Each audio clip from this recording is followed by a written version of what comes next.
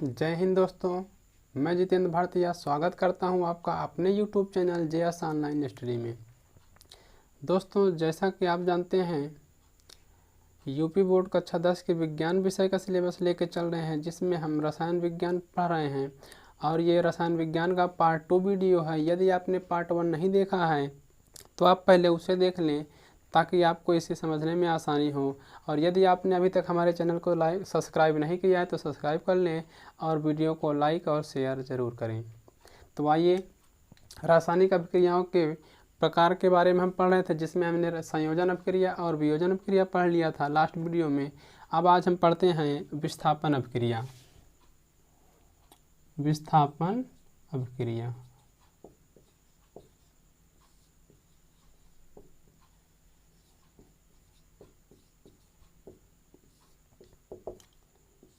तो जैसा कि आप देखते हैं, विस्थापन मतलब क्या होता है? स्थानांतरित होना, अर्थात एक स्थान से दूसरे स्थान पर चला जाना। तो आप कह सकते हैं ऐसी रासायनिक अभिक्रियाएं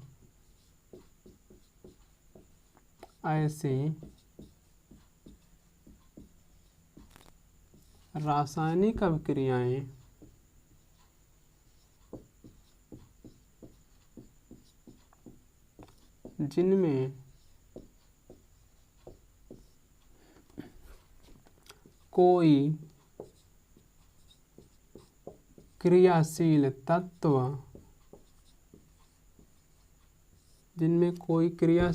तत्व किसी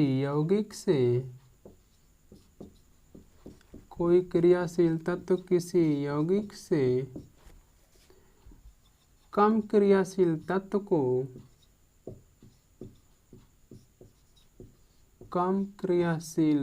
को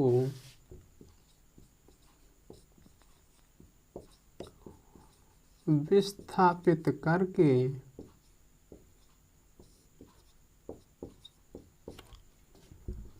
उसका स्थान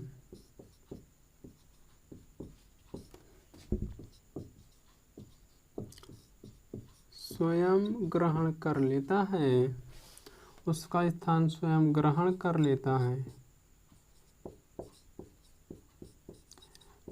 लेता है या ले लेता है। कौन सी अभिक्रिया कहलाती है? विस्थापन अभिक्रिया कहलाती है।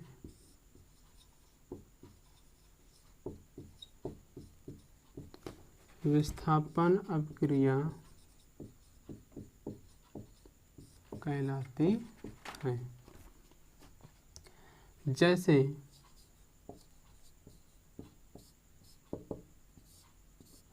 जैसे आप कह सकते हैं जिंक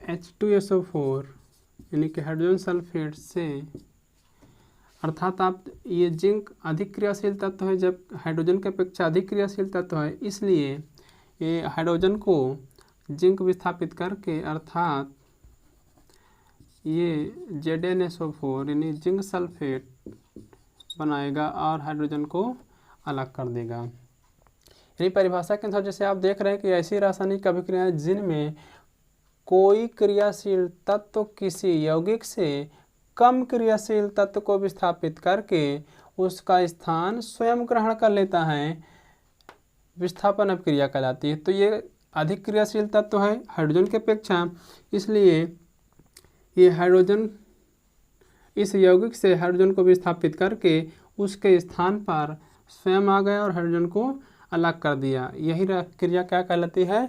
विस्थापन अभिक्रिया। जैसे एक और देख लेते हैं, CuSO4 प्लस Fe आयरन। तो कॉपर की अपेक्षा आयरन अधिक क्रियाशील तत्व है, इसलिए यहाँ फेरस सल्फेट बनाएगा और कॉपर को अलग कर देगा।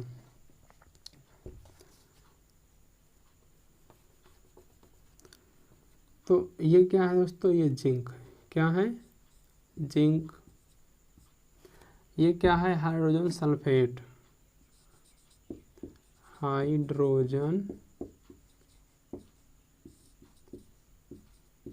सल्फेट। ये जिंक सल्फेट,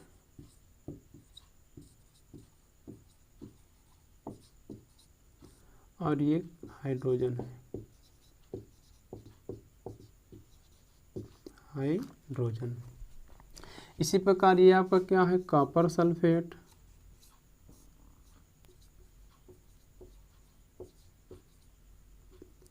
कॉपर सल्फेट, और ये क्या है, Fe आयरन या फेरस, ये फेरस सल्फेट,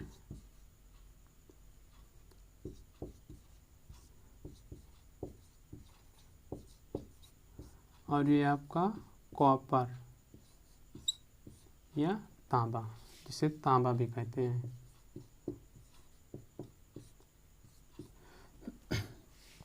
तो अगर पूछा जाए आपसे कॉपर सल्फेट का सूत्र बताइए, तो आप बताएंगे CuSO4, और यदि आपसे CuSO4 लिख के पूछा जाए कि ये क्या है, तो आप बताएंगे इसका रासायनिक नाम कॉपर सल्फेट। और ये H2SO4 क्या है, हाइड्रोजन सल्फेट। इसी प्रकार ये क्या है, ZnSO4 क्या है, जिंक सल्फेट, और H2 हाइड्रोजन है।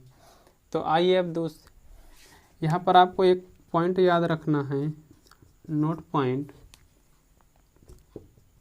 इसी विस्थापन अभिक्रिया को प्रतिस्थापन अभिक्रिया भी कहते हैं, प्रतिस्थापन अभिक्रिया। यदि आपसे भी विस्थापन अभिक्रिया पूछेगा तब भी आपको यह लिखना है, और यदि प्रतिस्थापन अभिक्रिया पूछेगा तब भी आपको यही परिभाषा लिखना है और यही सब उदाहरण देखने हैं। नेक्स्ट आपकी अभिक्रिया है द्विविस्थापन अभिक्रिया। तो आइए देखते हैं कि द्विविस्थापन अभिक्रिया क्या होती है।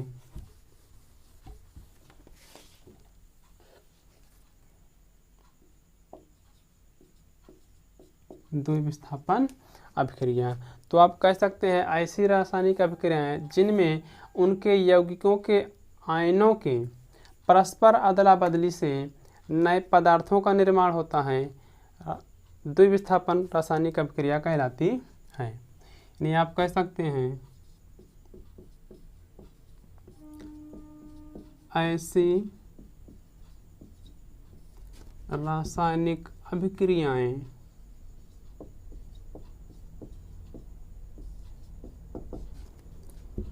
जिनमें ऐसी रासायनिक अभिक्रियाएं जिनमें उनके यौगिकों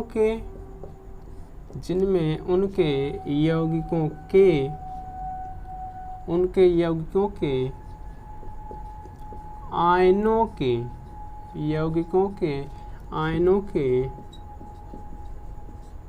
परस्पर अदला बदली से नए पदार्थ का निर्माण होता है, नए पदार्थ का निर्माण होता है, द्विविस्थापन रासायनिक अभिक्रिया कहलाती है, या द्विविस्थापन अभिक्रिया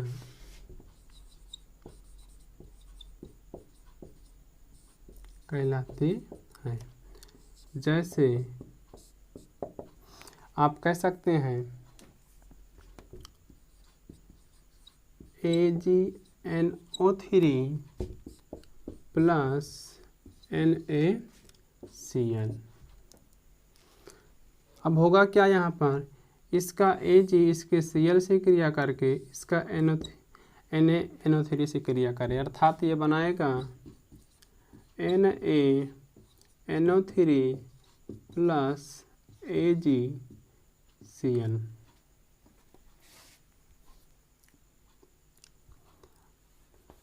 अब ये AgCl क्या है, NaCl क्या है, और AgNO3 क्या है। तो आप देख रहे हैं कि आपकी परिभाषा कह रही है कि ऐसी रासायनिक अभिक्रियाएं जिनमें उनके यौगिकों के आयनों के परस्पर अदला बदली से नए पदार्थ का निर्माण होता है, द्विविस्थापन अभिक्रिया कहलाती है। तो आप देख पा रहे हैं एक यौगिक ये था सिल्वर नाइट्रेट और दूसरा सोडियम क्लोराइड। तो इसके सिल्वर ने इस क्लोरीन से क्रिया करके सिल्वर क्लोराइड बना लिया और इस सोडियम ने इस NO3 अर्थात नाइट्रेट से क्रिया करके सोडियम नाइट्रेट बना लिया, अर्थात एक नया पदार्थ बन गया और दोनों के आयनों के परस्पर अदला बदली भी हो गई। इसलिए ये कौन सी अभिक्रिया है? द्विविस्थापन अभिक्रिया। तो ये क्या है? Silver nitrate, silver nitrate.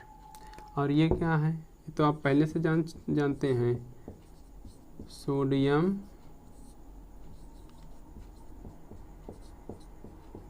Chloride. Next आपका इसी प्रकार ये क्या है?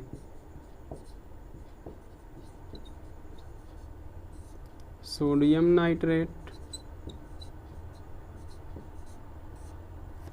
और ये क्या है? सिल्वर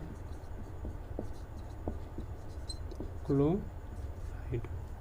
और एक दूसरा उदाहरण देख लेते हैं, जैसे BaCl2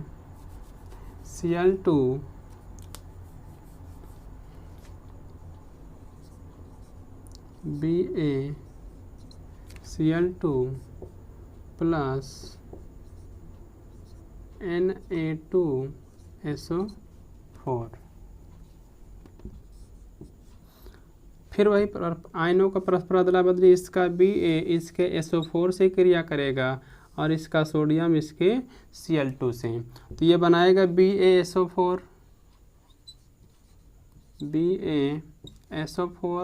जो कि अवक्षेप के रूप में होगा। और नेक्स्ट आपका ये बनाएगा फिर से NaCl सोडियम क्लोराइड, NaCl अर्थात 2NaCl। चूँकि यहाँ भी सोडियम 2 था और यहाँ भी क्लोरीन 2 था, इसलिए यहाँ पर लगा दिया 2 और ये समीकरण क्या हो गया? बैलेंस हो गया, अर्थात बराबर हो गया। तो आपने देखा इसके पहले वाले वीडियो में भी हमने क्या किया था, एक तीर ऐसे ऊपर को लगाया था और इसमें आप देख पा रहे हैं कि हम ये तीर नीचे को लगा रहे हैं। तो ये ऊपर वाली तीर जो है वो गैस को प्रदर्शित करती है, किसको? गैस को दर्शाने के लिए, और जो नीचे है उसे अवक्षेप को दर्शाने के लिए प्रयोग किया जाता है। तो जो ये हमारा बेरियम सल्फेट है ये किस रूप में है? अवक्षेप के रूप में। ये क्या है? बेरियम क्लोराइड, बेरियम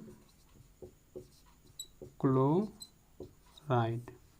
ये क्या है? सोडियम सल्फेट,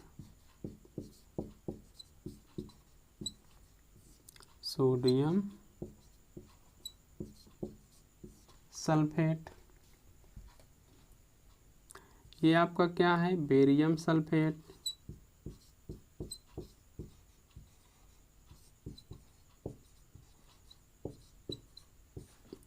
और ये आपका सोडियम क्लोराइड। यहाँ पर एक और यहाँ पर प्रश्न बन रहा है, अवक्षेपण अभिक्रिया, अवक्षेपण अभिक्रिया। यदि आपसे पूछा जाए कि अवक्षेपण अभिक्रिया क्या है, तो आप कह सकते हैं कि ऐसी रासायनिक अभिक्रियाएं जिनमें उत्पाद अवक्षेप के रूप में प्राप्त होता है अवक्षेपण अभिक्रिया कहलाती हैं। क्या बताना है? ऐसी रासायनिक अभिक्रियाएं जिनमें उत्पाद अवक्षेप के रूप में प्राप्त होता है अवक्षेपण अभिक्रिया कहलाती है। और उदाहरण के तौर पर आपको इसी को याद रखना है। और एक ये तो नोट नंबर 1 हो गया, और दूसरा आपको याद रखना है, इसी द्विविस्थापन अभिक्रिया को उभय अपघटन अभिक्रिया भी कहते हैं। क्या कहते हैं? उभय अपघटन अभिक्रिया। यदि आपसे उभय अपघटन अपक्रिया पूछा जाएगा तब भी आपको द्विविस्थापन अपक्रिया बताना है। और यदि आपसे अवक्षेपण अपक्रिया पूछा जाएगा तो आपको बताना है ऐसी रासायनिक अपक्रियाएं जिनमें उत्पाद अवक्षेप के रूप में प्राप्त होते हैं अवक्षेपण अपक्रिया कहलाती हैं।